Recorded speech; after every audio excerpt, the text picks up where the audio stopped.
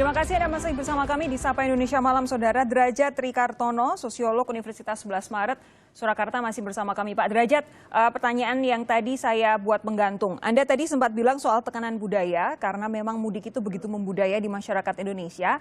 Tapi bobotnya seperti apa? Apakah sama atau lebih besar atau sebenarnya lebih kecil jika dibandingkan dengan tekanan ekonomi? Karena menurut beberapa pemudik yang nekat yang kami wawancara beberapa hari terakhir adalah karena banyak yang mengaku selama sebulan atau 2 bulan ini tidak punya penghasilan, Pak Derajat. Ya, jadi ini ekonomi ini punya dua sisi hari ini. Sisi yang pertama adalah sisi pendukung, karena biasanya untuk mudik dia sudah nabung dalam 1 tahun, sehingga uangnya dikumpulkan. Tetapi karena kasus corona ini, social distancing dia tidak bisa keluar, maka kemudian tabungan dia akan berkurang secara dramatis. Nah, ada problem di situ. Apakah Jakarta atau kota-kota besar bisa memberikan jaminan pada dia untuk dalam tabungan yang semakin menipis itu dia tetap bisa hidup. Kalau tidak, maka mudik itu jalan keluar. Justru mereka mudik itu untuk mencari jalan keluar supaya mereka dapat social security net dari kampung halamannya, entah dari ibunya, bapaknya, saudaranya yang ada di kampung, itu lebih menjamin daripada kalau mereka tinggal sendiri di Jakarta. Nah, makanya ini menjadi cepat-cepatan apakah faktor budaya dan faktor ekonomi yang menjadi alternatif di daerah asal Jakarta itu menjadi penunjang atau enggak. Kalau Jakarta bisa menyediakan itu dengan cukup, sebenarnya tekanan untuk budaya di daerah lokal itu bisa ditekan. Tapi kalau itu tidak bisa, maka dia kemudian mencari alternatif untuk pulang mudik, bukan sekedar urusan budaya, tapi juga urusan jaminan kehidupan. Gitu. Apakah ini kemudian yang juga memunculkan adanya jasa mudik ilegal? Iya, jelas. Itu selalu ada demand dari itu, demand dari culture dan demand dari tekanan dia mengalami deprivasi, istilah di teori ya, mengalami deprivasi, keterampasan.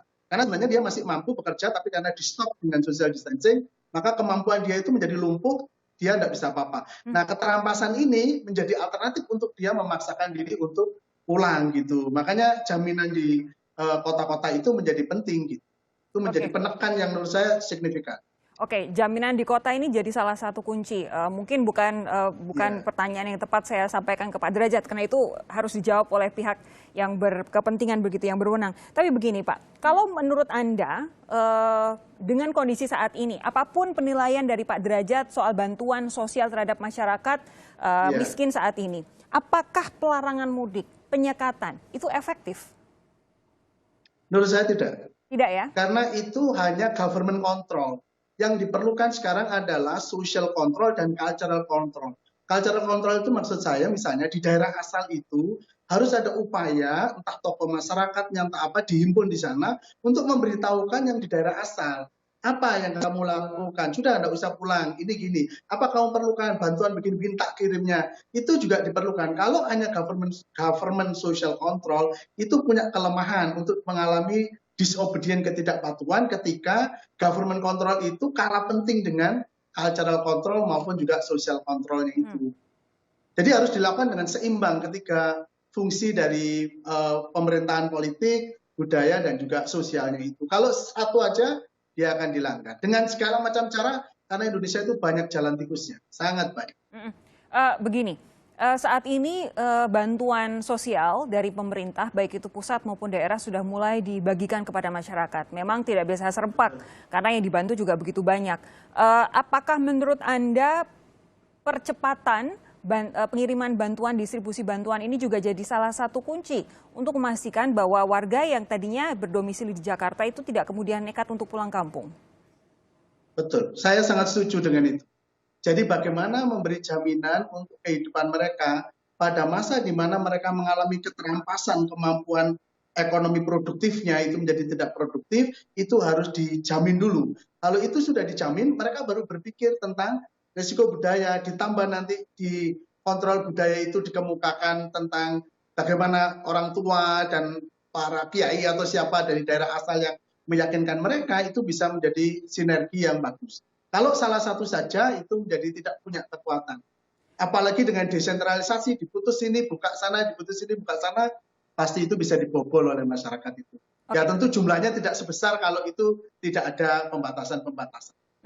Pak Derajat, tadi Anda bilang waktu saya tanya soal apakah penyekatan pelarangan mudik ini akan efektif, Anda bilang tidak. Ada beberapa alasan yang tadi sudah sedikit banyak Anda kemukakan. Tapi begini, kalau menurut Pak Derajat, ini kan kita memang harus membatasi, harus benar-benar mengurangi pergerakan manusia, apalagi dari wilayah Jakarta yang zona merah menuju ke berbagai daerah yang sampai saat ini mungkin masih bisa diatasi begitu dari sisi sistem kesehatannya.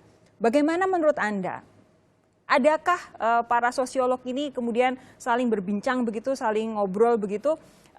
Apa cara yang sebenarnya menurut para sosiolog paling efektif untuk menghentikan masyarakat dari wilayah-wilayah di Jakarta dan sekitarnya yang zona merah menuju ke daerah-daerah di berbagai pelosok Pulau Jawa? Ya, kami kemarin ada satu webinar bareng-bareng antara ada UNS, ada UB, ada LIPI, juga ada teman dari Sayukjo Institute, ya, kita sosiolog kumpul untuk ngomong itu. Kami bermuara pada satu kesimpulan bahwa sebenarnya cara yang paling strategis untuk mengendalikan ini adalah partisipasi publik, partisipasi rakyat. Jadi bagaimana melibatkan rakyat di dalam upaya-upaya untuk pengendalian itu. Kalau saya lihat ya sekarang, kalau ada penyekatan, itu yang ada di sana adalah polisi, tentara, kesehatan, dan orang DLAJ. Nah, orang kemudian bertanya, kenapa kami orang sipil ditahan tidak boleh keluar, sementara tentara, polisi, dan yang lain tetap jalan? Apakah mereka kebal virus? Apakah mereka, ini kan satu pengetahuan, tadi saya katakan virus ada dua ya, yang satu itu adalah tentang pengetahuan, mereka menjadi, ini kok kayaknya saya yang ditahan ini ya, mereka bebas begitu. Kenapa tidak? Nah, disinilah perlu sebenarnya pelibatan masyarakat dalam berbagai bentuknya, untuk mereka ikut di dalam momen-momen, baik itu pemberian social security net, pencegatan, sosialisasi itu sangat diperlukan. Dan ini yang kita masih kurang menurut saya Pak Derajat, dalam diskusi sosiologi kemarin. Pak Derajat, terakhir, Ya. kalau kemudian sejak kemarin kita mendengar ada rencana dari Kementerian Perhubungan untuk memberikan surat izin khusus bagi pihak-pihak tertentu untuk kepentingan bisnis, untuk kepentingan ekonomi begitu, supaya bisa melintas ke jalur-jalur yang biasanya digunakan untuk mudik. Menurut Anda ini produktifkah? Kalau untuk kepentingan hanya dalam kepentingan untuk transformasi kebutuhan pokok itu efektif. Tapi kalau untuk kepentingan pengetahuan masyarakat itu tidak efektif. Kalau masyarakat itu melihat di jalan raya itu masih ramai, itu artinya ada perlakuan yang tidak adil. Yang satu tidak dirampas haknya, yang satu dirampas haknya.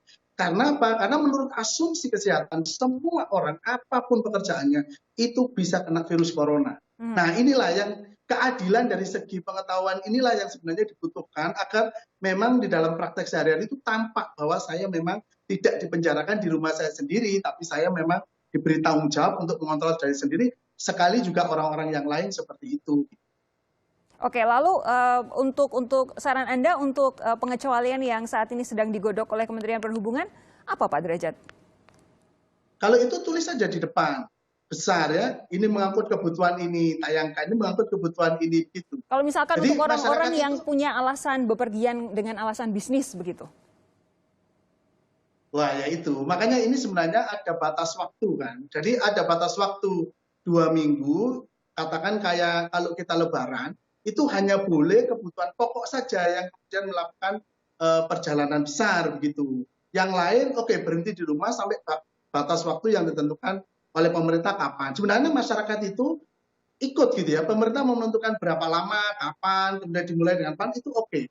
Tapi asal itu kemudian berlaku adil untuk semuanya gitu. Ya. Itu prinsipnya sebenarnya. Kata kuncinya memang adil supaya masyarakat tidak mendapatkan Betul, ya. informasi yang setengah-setengah dan mungkin juga simpang siur begitu. Pak Derajat, terima kasih sudah bergabung bersama kami langsung dari Malang, Jawa Timur. Selamat malam Bapak.